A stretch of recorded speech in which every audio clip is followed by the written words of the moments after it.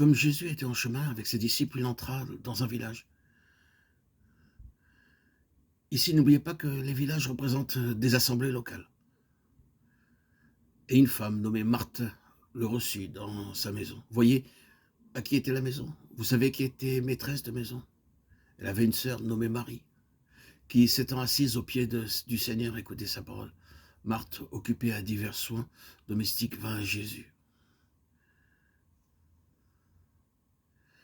Dans cette première mention de Béthanie, nous avons une ou deux choses qui représentent en principe cette église, cette assemblée, cette maison après laquelle Dieu soupire. Une femme nommée Marthe le reçut dans sa maison. Le mot reçu est la clé de toute cette histoire et il établit d'emblée une importante différence. C'est un mot qui départage et différencie. Quand le Sauveur quitta la gloire pour venir sur notre terre, nous nous souvenons qu'il est dit de lui, il est venu chez les siens et les siens ne l'ont point reçu. Elle avait une sœur appelée Marie qui, s'étant assise aux pieds du Seigneur, écoutait sa parole. La forme verbale employée ici dans l'original exprime une idée de durée, de continuité. On pourrait presque traduire « s'étant assise aux pieds du Seigneur ». Elle persistait à écouter sa parole. Et c'est cela qui irrita Marthe. Elle persistait à écouter. Parce que l'observation de Marthe dans le texte, Luc 10, 38, est en réalité au même temps l'imparfait actif. Cela ne te fait-il rien que ma sœur persiste à me laisser seule pour servir? Persiste à me laisser seule, parce qu'elle persistait à écouter.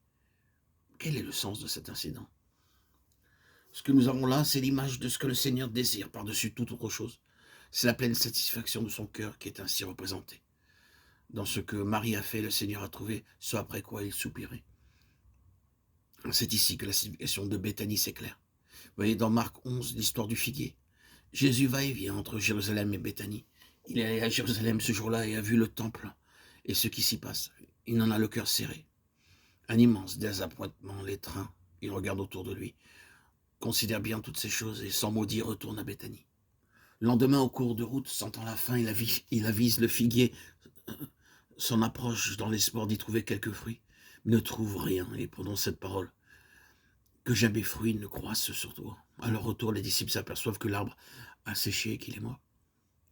Or, ce figuier, nous le savons, est une image de Jérusalem. C'est un type du judaïsme tel qu'il était à l'époque de Jésus. Le désappointement qui, dans le temple, a étreint le cœur du Seigneur était un avec le désappointement qu'il avait eu en s'approchant pour satisfaire sa faim du figuier qui ne portait pas de fruits. Les deux choses sont une, dans ce sens que ni le judaïsme ni le figuier ne présentent plus pour lui aucun intérêt. L'un et l'autre ont perdu, pour l'économie présente, leur droit à l'intérêt du Seigneur. C'est l'avenir tout entier qui est en cause. Que plus jamais fruit ne naisse de toi. Le judaïsme s'en va. Il ne peut pas le satisfaire. Il passe. C'est un arbre sans sève qui n'a rien à donner au Seigneur.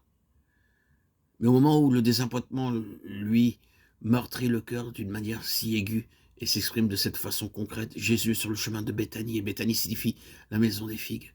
Ce n'est pas dans le temple, ce n'est pas à Jérusalem que le Seigneur trouve ce qui peut le réjouir. C'est à Béthanie. C'est pour cela qu'il y retourne constamment. Le système religieux du jour, avec sa routine sans chaleur et sans vie, ne peut plus désormais satisfaire son cœur. C'est Béthanie qu'il lui faut.